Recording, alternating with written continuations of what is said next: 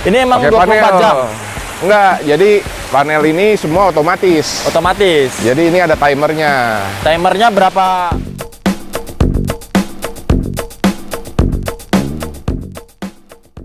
Halo, apa kabar sahabat bisnis terbaru? Seiring dengan berkembangnya teknologi yang ada, ternyata juga banyak para petani ikan yang mulai memanfaatkan hal tersebut. Salah satunya yaitu untuk langkah dalam budidaya ikan nila. Selain bisa menghemat waktu, budidaya ikan nila menggunakan sistem terbaru ini bisa juga memberikan keuntungan lebih bagi para petani. Apa saja kiranya dan bagaimana langkah budidayanya? Langsung saja yuk, ini dia. Wow, keren! Budidaya ikan nila menggunakan alat canggih.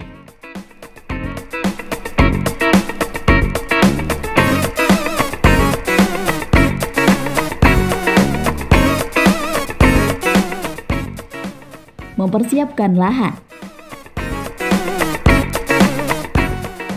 Tahap pertama untuk mewujudkan langkah dalam budidaya ikan yang baik yaitu dengan mempersiapkan lahan yang tepat. Lahan sendiri merupakan salah satu komponen utama dan penting dalam proses budidaya ikan. Sehingga dalam pemilihannya juga perlu diperhatikan secara betul. Berbagai macam aspek yang perlu untuk diperhatikan dalam pemilihan lahan. Antara lain yaitu mulai kedalaman kolam serta juga paparan sinar matahari. Keduanya wajib untuk dipastikan dalam porsi maupun juga ukuran yang sesuai supaya budidaya ikan nila bisa berjalan maksimal termasuk pada pertumbuhan ikan-ikannya. Sobat juga bisa memilih jenis kolam seperti apa yang diinginkan. Seperti halnya kolam beton, kolam tanah, kolam terpal, maupun juga menggunakan akuarium sebagai sarana perkembangbiakan bibit ikan. Jenis kolam tersebut bisa disesuaikan dengan budget yang sudah dipersiapkan sebelumnya.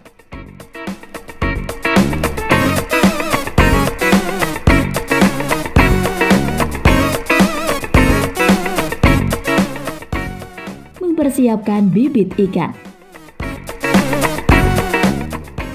Selanjutnya, sobat juga perlu mempersiapkan bibit ikan yang berkualitas serta juga sesuai dengan kemampuan kalian untuk merawatnya. Sebab, beberapa jenis ikan nila sendiri membutuhkan perawatan khusus supaya bisa berkembang biak dan tumbuh lebih baik. Bibit ikan nila yang berkualitas unggul pada umumnya akan menghasilkan ikan nila yang lebih sehat dan tentunya tidak mudah terserang penyakit. Hal tersebut tentu saja akan menguntungkan bagi para petani ikan sebab mempercepat waktu panen sampai 30%.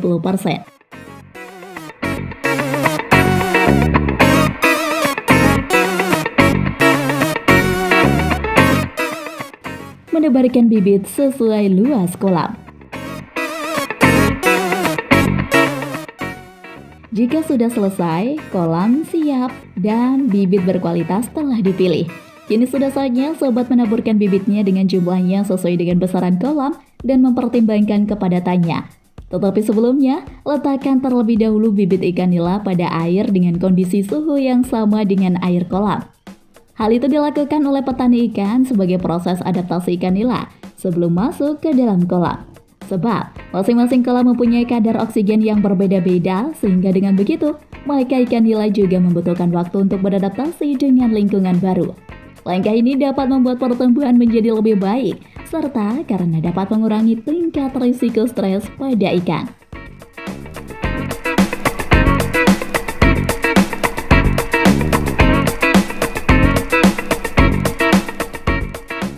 Memberi pakan ikan dan vitamin. Bagian yang tentunya tidak kalah penting untuk menciptakan hasil panen yang ikan berkualitas selain bibitnya yaitu pakan dan vitamin yang digunakan. Untuk sekarang ini sobat mungkin dapat menemukan beberapa jenis dan brand pakan atau juga vitamin dengan gampang dan banyak pilihan.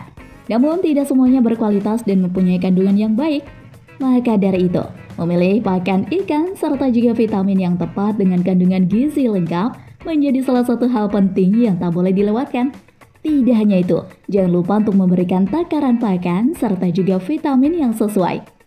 Memberi pakan berlebihan maupun kurang dapat menyebabkan ikan justru keracunan. Normalnya, ikan membutuhkan pakan sebanyak 2 kali dalam sehari, yaitu pada pagi hari dan sore hari.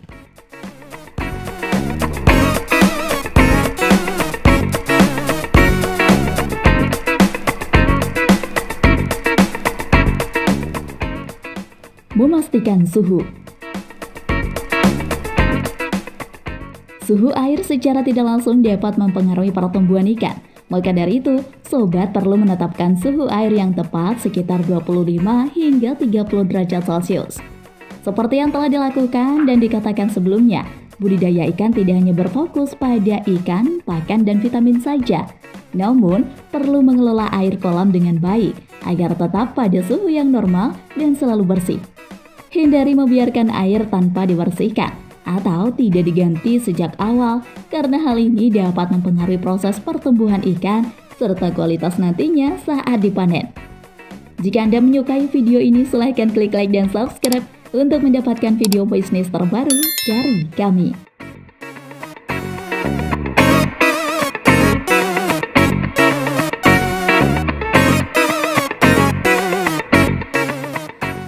Menjaga kondisi dan ekosistem kolam.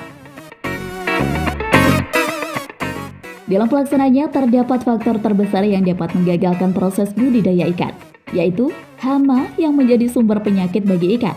Tak hanya sakit saja, bahkan ikan dapat berisiko mati bersamaan apabila hama terus menyebar dan tidak segera diatasi. Itu sebabnya mengganti air kolam dan menguras secara rutin adalah bagian penting dalam proses budidaya ini. Waktu penggantian air bergantung pada jenis ikan yang dibudidayakan, sebab tidak semua ikan membutuhkan air baru setiap saat. Sebagai contoh, ikan nila yang membutuhkan pergantian air setiap 2 minggu sekali, sedangkan lele membutuhkan pergantian air ketika ikan tidak lagi memiliki nafsu makan dan lebih sering muncul ke permukaan.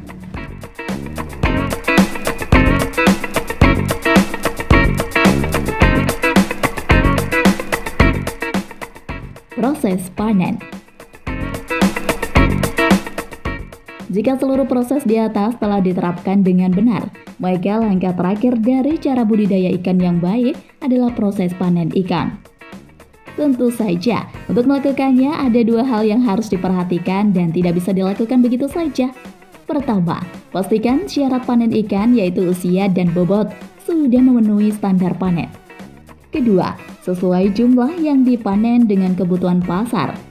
Namun, hindari memaksakan proses panen saat ikan belum siap, hanya karena tergoda dengan permintaan pasar.